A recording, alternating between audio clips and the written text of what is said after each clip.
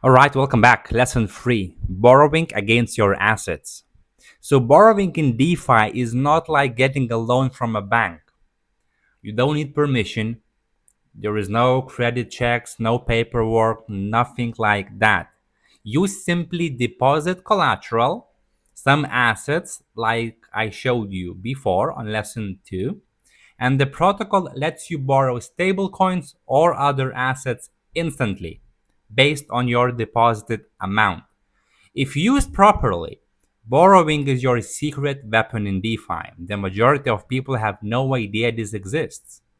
So here is why DeFi investors borrow instead of selling. First of all, the most obvious one, you keep the upside. If you deposited Ethereum into Aave, for example, right? And Ethereum goes up in value, in price, you still own it. So you still benefit from upside. You can borrow against your Ethereum in stablecoins, use stablecoins however you want. But if Ethereum price goes up, you then repay the loan, you get back your Ethereum, and you even possibly made profit if Ethereum goes up enough to cover your borrowing costs, right? Also, number 2, you get liquid cash. So by leaving Ethereum or any other asset as collateral and borrowing against it, you are able to use the borrowed capital for liquidity provisions, liquidity farming, or in real life spending. You can go ahead, withdraw the money, buy something, and repay that loan on your own terms. It's fully up to you. And also, number 3, in most cases, you avoid the taxes because borrowing isn't a taxable event in most countries. So make sure to consult with your own tax advisors. But if you only buy crypto and always borrow against your crypto, but you are not selling your crypto, you are not creating any taxable events because borrowed money, debt, is not taxable. So you are able to optimize your taxes using this borrowing technique as well. So here is the simple flow. You deposit crypto as collateral. And I showed you that before on lesson number 2. We now have deposited 1 Ethereum into Aave, right? Then you borrow in stablecoins, for example, USDC, USDT, etc., based on what you need and based on what the protocol offers. Then the protocol ensures that you stay above the liquidation threshold. And this is important because if the price of your collateral drops too much, you are liquidated. And this means that the protocol needs to sell part of your collateral to cover your debt.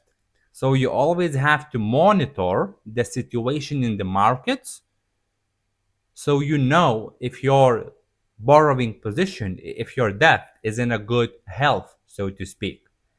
So this happens very simple. So let's say you deposited 5K worth of assets, you borrowed 1K, but let's say that Ethereum goes down in price massively. So your collateral value, that 5K, is becoming worth less and less. Let's say 4.7K, 4.5, 4.2, 4, 3.7K, etc., depending on how much Ethereum is dropping in price, right? So as your collateral value decreases, your health of your position, of your debt, also decreases. And when you reach the liquidation threshold, which is usually about 85% of your deposits, the protocol will sell part of your Ethereum to cover the debt, right? Because the protocol cannot go into a loss. They cannot let you borrow or keep the debt if you don't have enough collateral.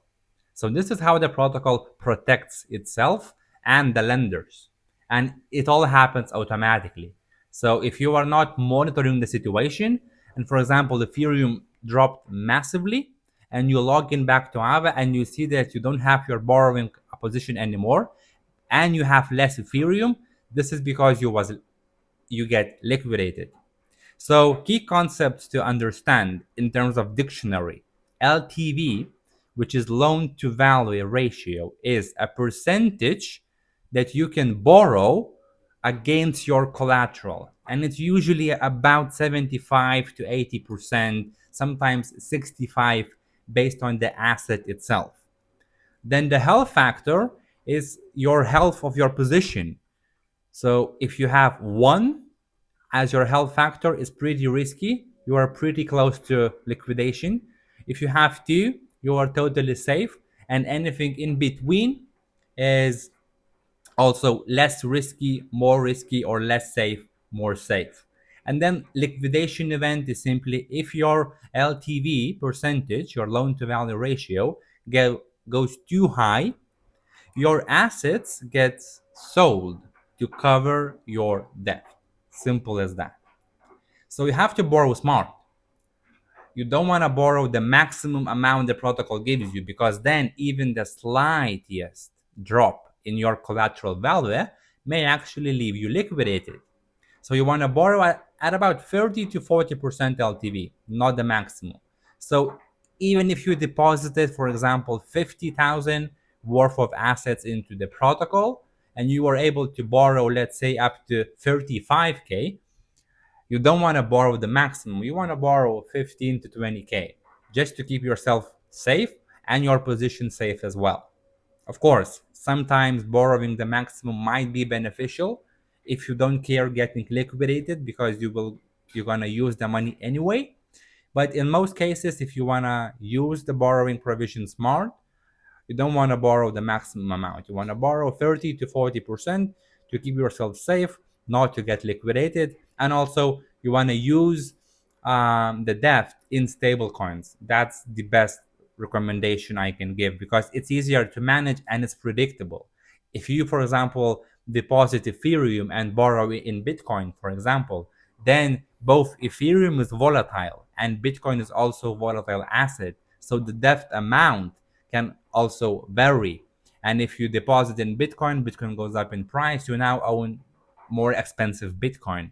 So it doesn't make much sense. So the best strategy is to deposit volatile long-term assets that you hold and don't want to sell, and borrow in stable coins and use the stable coins elsewhere to generate even more yield.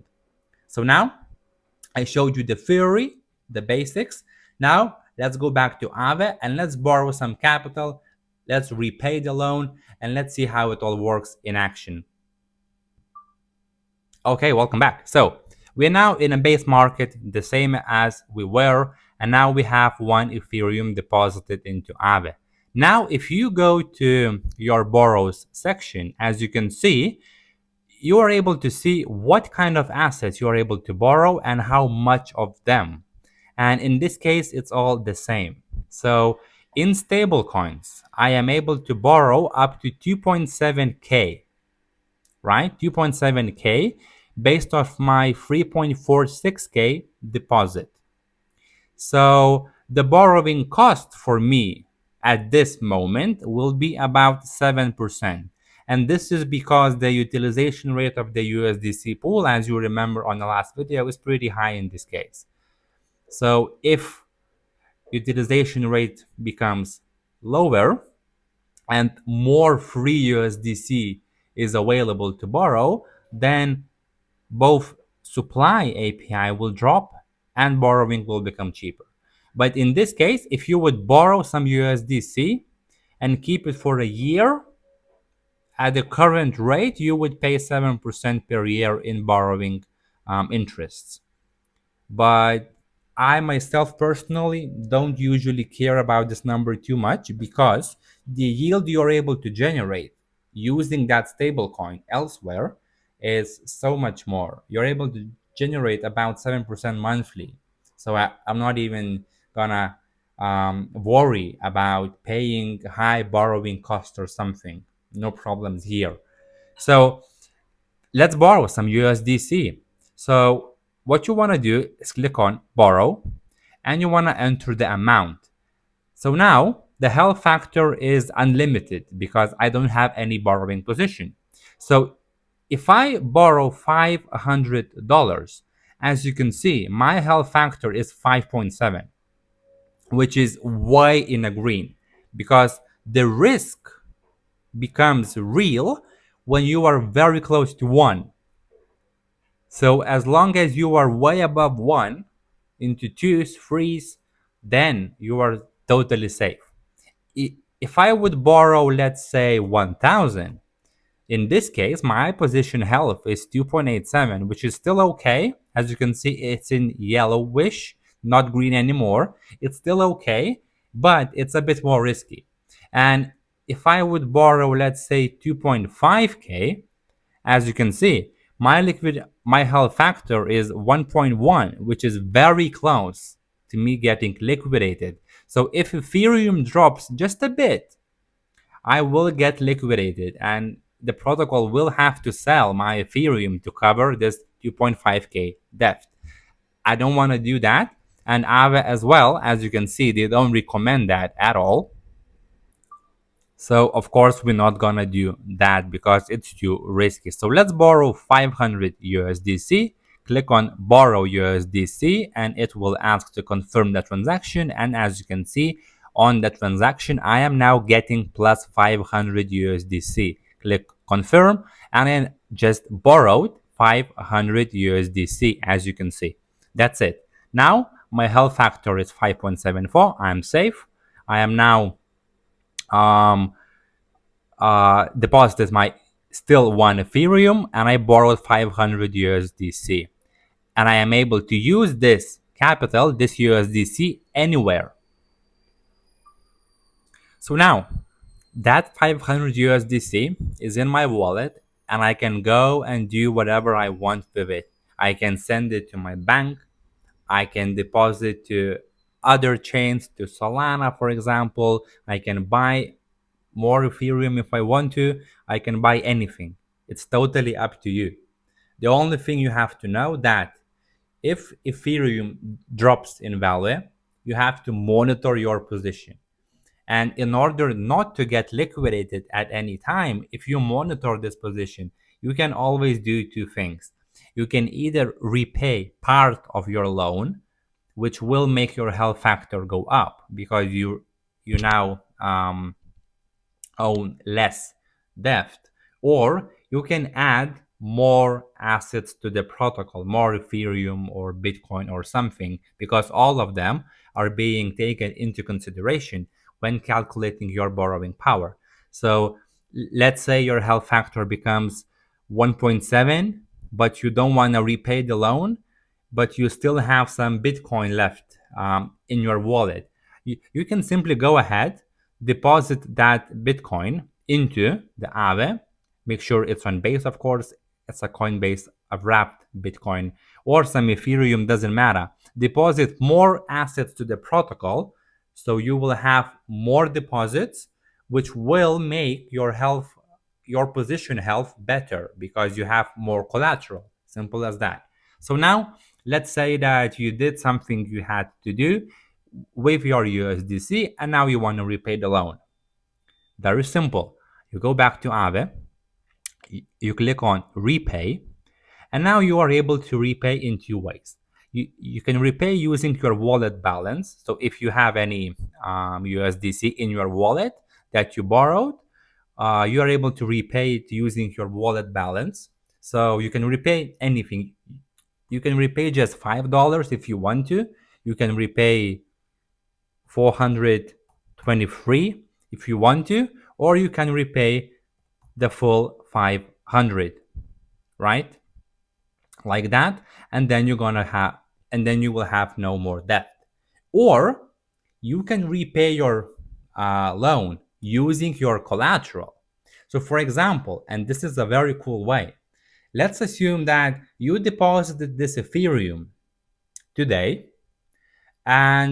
or let's say you deposited this Ethereum 2 weeks ago, and now the value of Ethereum increased and it's no longer 3.4k, but let's say it's now 4.5.